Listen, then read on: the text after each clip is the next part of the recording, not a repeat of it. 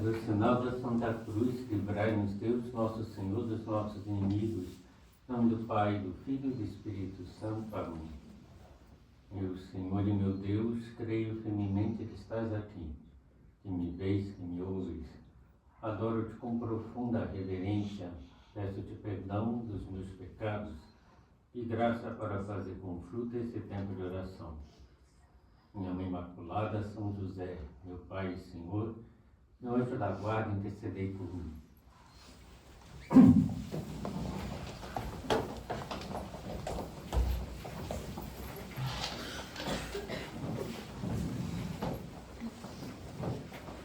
Depois de termos refletido sobre a família como dom e missão de Deus, agora vamos mergulhar naquilo que São Paulo apresenta como o coração da vida cristã e também do casamento, que é o amor.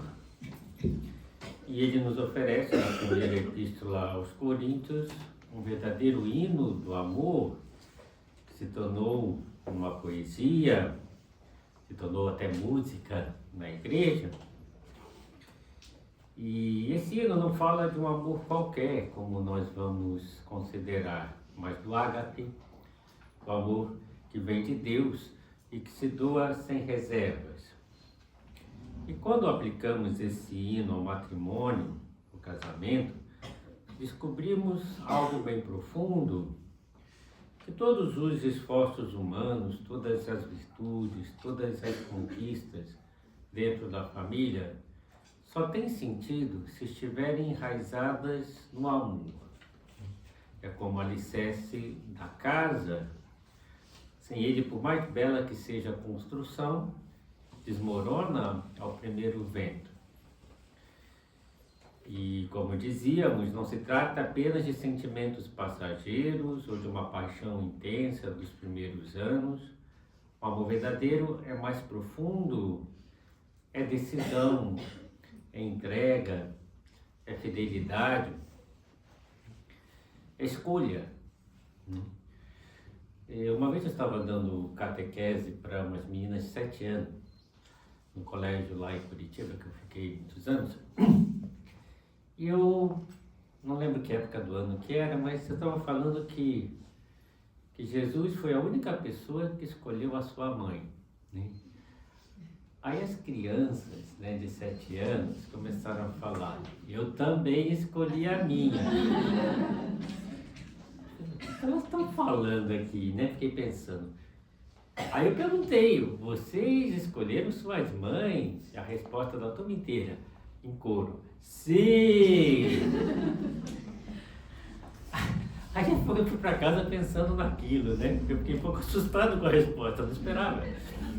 Aí eu lembrei de São Tomás de Aquino, que ele dizia, né, que o amor, em latim, diligere, vem de eligere, escolher, né? Então, o amor é uma escolha. O que aquelas crianças estavam dizendo? Eu escolhi minha mãe para sempre, não vou trocar de mãe. É a mãe que eu tenho, a mãe que eu amo e pronto, né? Então, eu escolhi a minha mãe. Aliás, o amor entre pessoas, amor familiar, também é assim. Eu escolhi para sempre. Não tem possibilidade de abandono, né? Ninguém vai abandonar o filho, né? Tem mães desnaturadas que abandonam, mas, né, não passa na cabeça das senhoras, né, abandonar um filho. Também a mesma coisa com o marido, né? É para sempre, é uma escolha, é uma entrega. E se pensamos de forma cristã, é o marido que Deus lhe deu. Então, e é esse amor que dá sentido ao sacramento do matrimônio. Quando os esposos se unem diante de Deus, prometem amar-se com esse amor, é o que diz também o rito, né, do casamento, na alegria e na tristeza, na saúde e na doença, amando e respeitando todos os dias da vida. Vamos pedir já a graça de redescobrir o amor como esse fundamento da vida conjugal. E vamos aprofundar então no hino de São Paulo. Eu vou pegar o hino de São Paulo no seu, vamos dizer assim, do texto inspirado. O texto inspirado é o texto grego, né? Porque tem algumas nuances que são interessantes, né? Às vezes a tradução perde um pouquinho, né? Então vamos pegar frase por frase, né? Algumas dessas palavras são trava-línguas, às vezes vai ser complicado dizer, mas depois eu explico, né? Então, primeiro que São Paulo diz, o amor é makrotimei, né? Então, a palavra grega makrotimei une duas ideias, macro, duas palavras, macros, que é longo, duradouro, e timós, que é ânimo, impulso. Então, uma tradução literal é que o amor verdadeiro tem ânimo longo, que sabe suportar sem pressa, que persevera no tempo. A tradução não está totalmente errada, né? A tradução amor é paciente, né?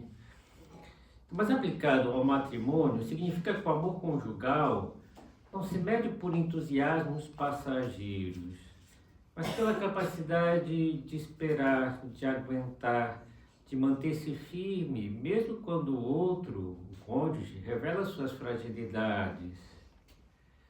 E ser paciente aqui não é resignar-se de braços cruzados, mas permanecer fiel e continuar amando, apesar das dificuldades, com uma esperança viva. Quantas vezes na vida familiar nós somos provados na paciência, diante das pequenas falhas repetidas do outro, diante, não sei,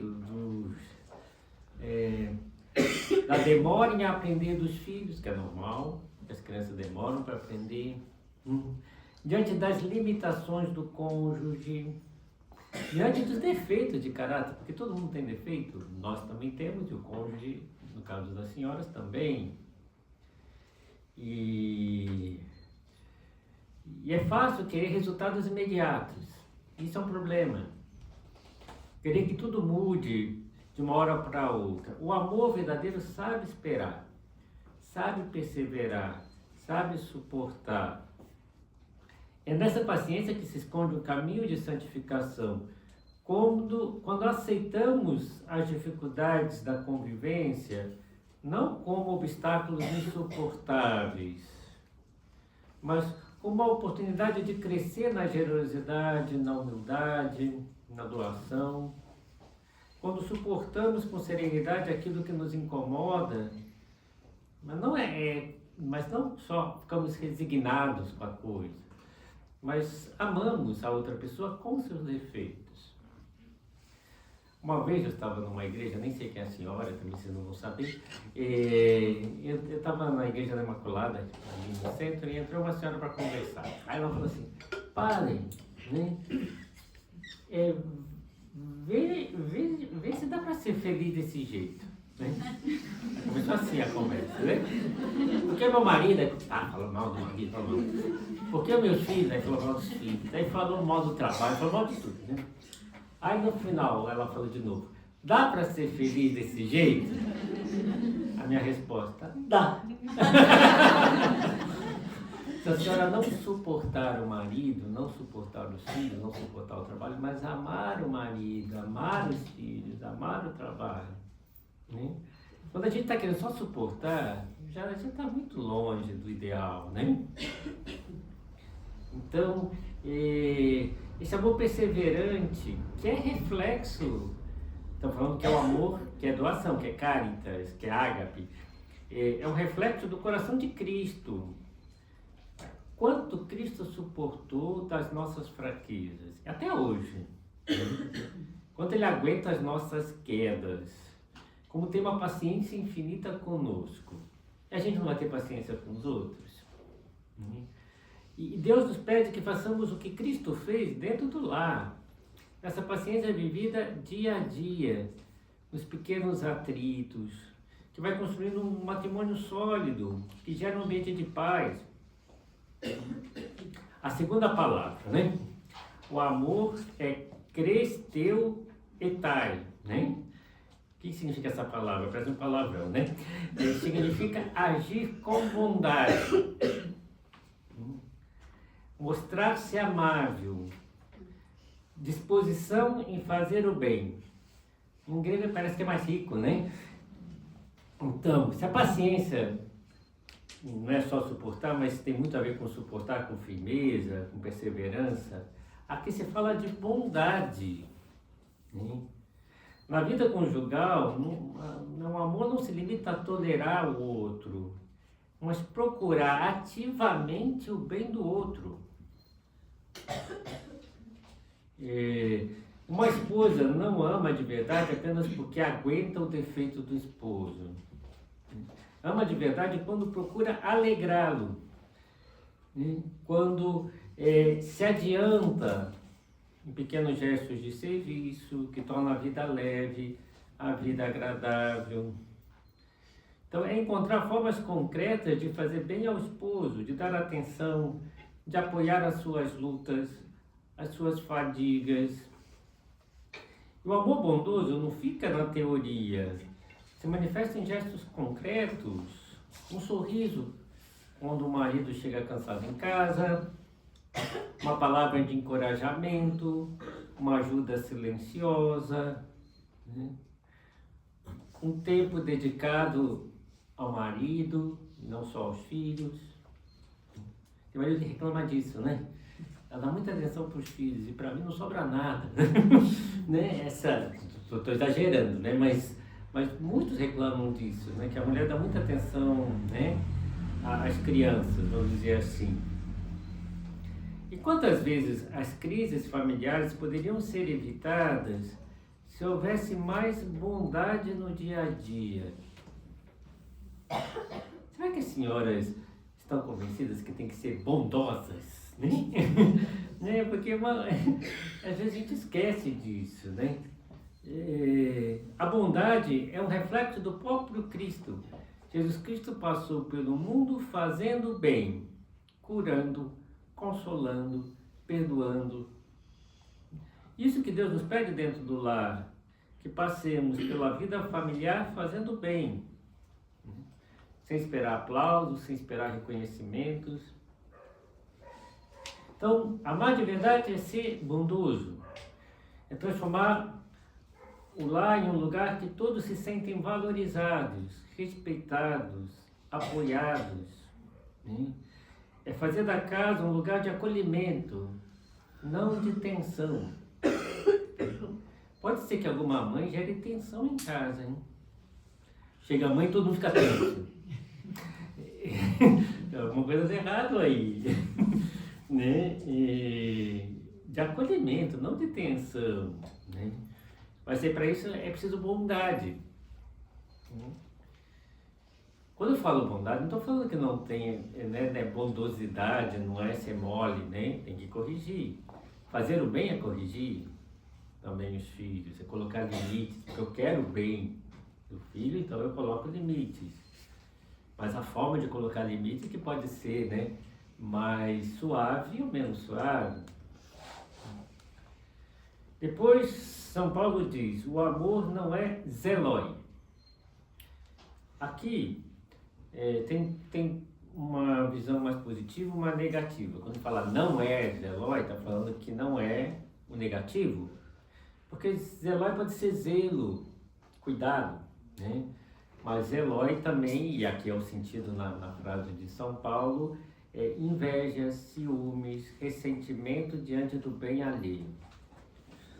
Então, o amor verdadeiro não entristece quando o outro é exaltado. Não se incomoda quando os dons que o cônjuge tem se sobressaem. Não diminui as qualidades do cônjuge. E é uma coisa para tomar cuidado, né?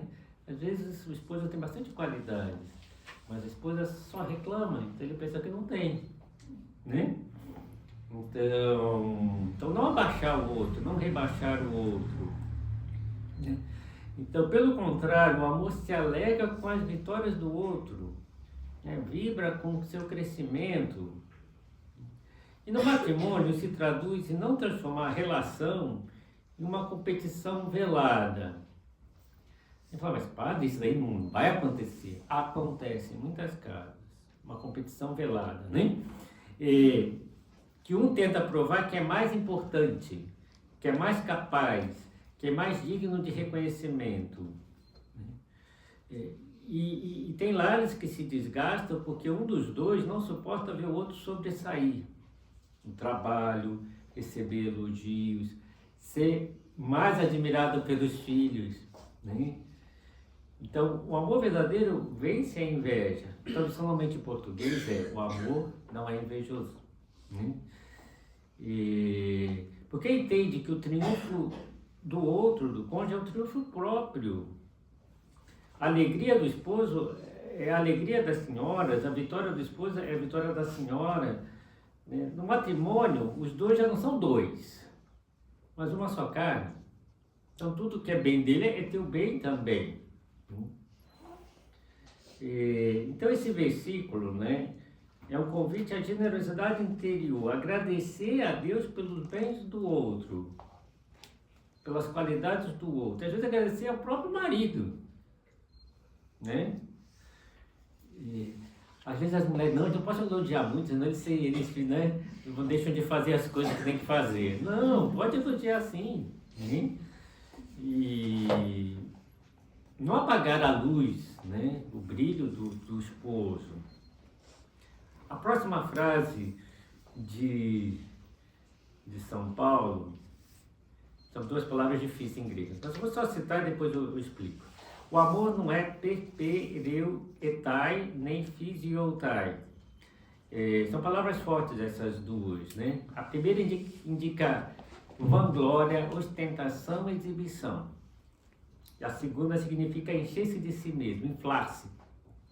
É como um balão que enche de orgulho. Então, o amor verdadeiro não vive de aparência, não busca colocar-se acima do outro, não precisa exibir-se para ser reconhecido. Ao contrário, o amor é humilde, prefere servir a ser servido, prefere levantar o outro em vez de querer aparecer sozinho. E no matrimônio, a soberba se manifesta de muitas formas. Quando um dos dois sempre quer ter a última palavra. Quando sempre quer vencer na discussão, a qualquer custo. Né? Quando menospreza a opinião e o esforço do outro. Então, às vezes isso acontece. Ou a vaidade.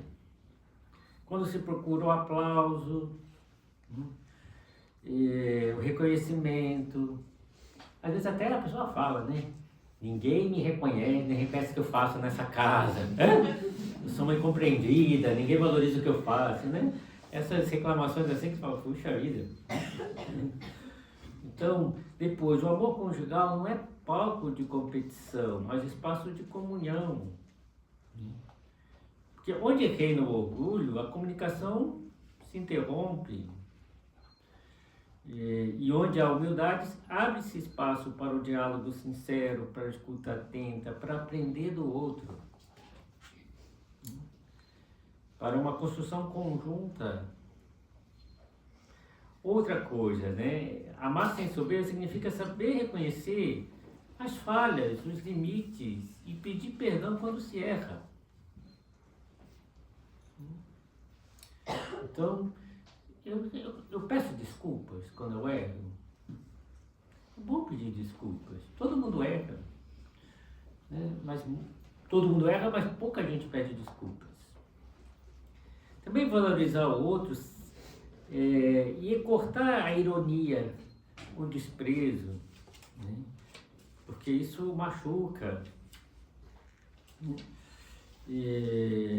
Passemos para outra frase, porque são muitas frases, né? A outra frase é grande, eu vou fazer a tradução só porque é muito grande, né? Mas São Paulo diz, o amor não procura o que é seu. A tradução melhor é essa, não procura o que é seu. Não se concentra nos seus próprios interesses. Não coloca a si mesmo no centro. né? Talvez seja um dos maiores desafios da vida conjugal, porque a tentação de pensar em si mesmo é muito forte em todo mundo, né? Na minha vontade, no meu gosto, nas minhas conveniências, né? E às vezes está sempre presente.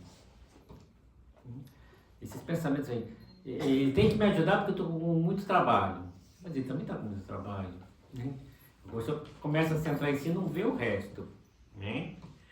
Então, e as crises começam quando cada um passa a medir a relação em termos de o que eu vou ganhar com isso?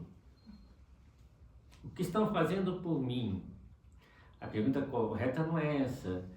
A pergunta correta é o que eu estou fazendo pelo meu marido, o que eu estou fazendo pelos meus filhos? Ou melhor ainda, o que Deus espera de mim com relação ao meu marido, com relação aos meus filhos? Então, o amor verdadeiro conjugal é o contrário disso, é esquecimento de si, é capacidade de colocar no lugar do outro para entender e compreender o que o outro está pensando e dizendo, né? E sente alegria em dar, né? Dar-se. O próprio Jesus falou que veio não para ser servido, mas para servir, né? E no matrimônio, isso se traduz em gestos diários, né? Em abrir a mão de um descanso para atender os filhos, para ouvir o cônjuge, ceder num gosto pessoal para favorecer outros gostos dos filhos e do marido, renunciar um capricho, né, pelos outros. Agora, o egoísmo é corrosivo quando entra, né? Porque o lar onde cada um procura os seus próprios interesses se torna um campo de disputas, de brigas. Então, o matrimônio é uma escola onde a pessoa aprende a sair de si mesmo para viver para o outro. Esse é o segredo do matrimônio, né? Viver para o outro. Então, mas é preciso isso. E a pessoa se realiza, São João Paulo II dizia, que a pessoa só se realiza no sincero dom de si aos outros, né? A pessoa resolve se doar realmente, sinceramente aos outros. Próxima frase de São Paulo, né? O amor, a primeira, ele fala não parosinetai, né? Que significa irritar-se, perde a calma, explode. Então o amor não se irrita, não perde a calma, não explode. E a outra palavra, uma frase, né? Eu vou ler a tradução. Não fica contabilizando mal, não guarda rancor, não anota a dívida do outro, né? Essa é a tradução, né? Então, e o amor conjugal é chamado a vencer essas duas tentações, a da irritação e da lembrança amarga dos erros do passado. E quantas vezes no lar uma pequena contrariedade se transforma em briga porque não houve domínio da ira, né? É para deixar passar. Aliás, vocês estão nervosas? Não falem, né? Quando a gente não fala na hora, a gente deixa de falar muitas coisas, porque quando a gente, né, fica mais calmo, não era para tanto, né? Então, tá nervosa? Não fala. Ah, mas eu tinha que falar. Espera e depois fala. Se tinha que falar mesmo, espera e depois fala. Mas fala com calma, já vai sair com outro tom. E não acumula rancores, mas perdoa de verdade. Então não fica repetindo a outro, você sempre faz isso, você nunca muda, né? E não vai fazendo a lista de todas as vezes que ele fez aquilo, né? Desde o namoro até o casamento, até o dia de hoje, né? Não perdoou. Perdoar também é esquecer o mal que foi feito. Então buscar reconciliação. Esse pedir desculpa, mas não foi eu que errei. Normalmente cada um tem sua parte do erro. Mas mesmo que o outro tenha errado mais, seja a primeira a pedir desculpas. Não é uma atitude de rebaixamento, ao contrário. Eu sempre pensei que quem pede desculpa é superior ao outro. Não que ele vai fazer isso, então você superior ao outro, eu vou pedir desculpa. Não é isso. Né? Mas mostra uma atitude mais nobre, mostra que ama mais. Quem pede desculpa antes, mostra que ama mais. Né? Então é um bom sinal pedir desculpas. Né? O amor não se alegra com a injustiça, mas rejubila com a verdade. Alguém pode se alegrar com a injustiça? Pode ser que sim, mas aí já podia estar bem ruim, né? Mas quando a pessoa fala, eu avisei, né? Eu disse, eu não tinha razão, né? Então, o amor não se alegra com a queda do outro. Não tira vantagem da fraqueza do outro. Não usa os defeitos dos outros como munição para humilhar. Não fica colocando o dedo na ferida, né? Então, ao contrário, o amor se alegra com a verdade. Aliás, a verdade aqui é no sentido mais amplo, a verdade do Evangelho, que purifica, que liberta, que busca a conversão. Então, no casamento, você deve buscar um encorajamento, onde os esposos se ajudam mutuamente a crescer no bem, né? Onde há um alegrar-se com o progresso espiritual, humano, profissional do outro.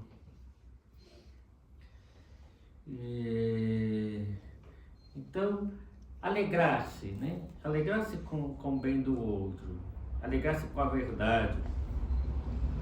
Agora vem uma série de frases, eu vou falar rapidamente, né? Tão bem traduzidas, só uma que eu acho que poderia ter sido traduzida um pouquinho melhor, né? Quando fala o amor tudo desculpa, né? A palavra em grego significa cobrir e proteger. Então, cobre para proteger, é mais profundo, né? Não é só desculpar. Quer dizer, no matrimônio, o amor não expõe os erros dos outros, cobre o erro do outro, não deixa que os demais vejam. Conclusão, não se fala do defeito do marido para ninguém. Cobre, né? Protege o marido, defende o marido, né? Então é muito mais do que desculpar. Desculpar é dar o perdão para a própria pessoa. Não, mas aqui não só com relação aos outros, mas com relação a ele mesmo, né? Não ridicularizá-lo, não humilhá-lo, não jogar as falhas dele na cara, como o pessoal diz, né? Então o amor protege, guarda a dignidade do cônjuge. O amor tudo crê, né? O amor se sustenta na confiança. O amor acredita na palavra do outro, acredita nas suas intenções, acredita mesmo com quedas. O relacionamento, dizia São José Maria, tem que basear na confiança. Né? Onde você está? O que você está fazendo? Não se fala assim. Mas alguma vez eu posso ser enganada? Preferível do que não dar a confiança a uma pessoa que não merece a desconfiança, né? Eu sei que as senhoras não fazem isso, mas é bom lembrar, né? É bom lembrar de não ficar vigiando, né, o marido e nunca olhar o celular dele, né? Nessas coisas assim, né? Porque se o marido percebe que ela está vasculhando as coisas, que confiança ela tem em mim, né? Isso muitas vezes também, né, detona o casamento. O amor tudo espera. A questão vive de esperança, né? Que com a graça de Deus as crises podem ser superadas. O amor tudo suporta. Aqui é uma perseverança diante das provas. Então, o amor não abandona no primeiro obstáculo, não se rende ao primeiro cansaço, não foge diante das dificuldades. Tantas coisas, né, que São Paulo fala sobre amor. No final ele diz que o amor é mais elevado do que todos os dons, do que todos os carismas, porque tudo passa. E o amor não passa. O amor fica para a vida eterna. A fé passa, a gente vai ver, não precisa ter fé. A esperança passa, porque eu já alcancei a meta. Mas o amor continua, permanece para sempre. Então, que pensamos a Sagrada Família, que nos ajude a viver em nossas famílias esse amor descrito por São Paulo. Que aprendamos a amar como Cristo amou, e como a Igreja ama a Cristo, com entrega, com fidelidade, com doação até o fim, que nossos lares sejam parte do lar de Nazaré, onde Deus habita, onde o amor habita e se torna luz para nós, para a nossa família e para o mundo.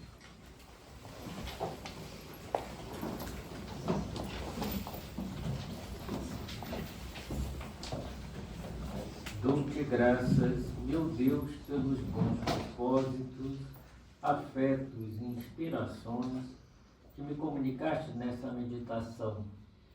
Peço-te ajuda para os pôr em prática. Minha Mãe Imaculada, São José, meu Pai e Senhor, meu anjo da guarda, intercedei por mim.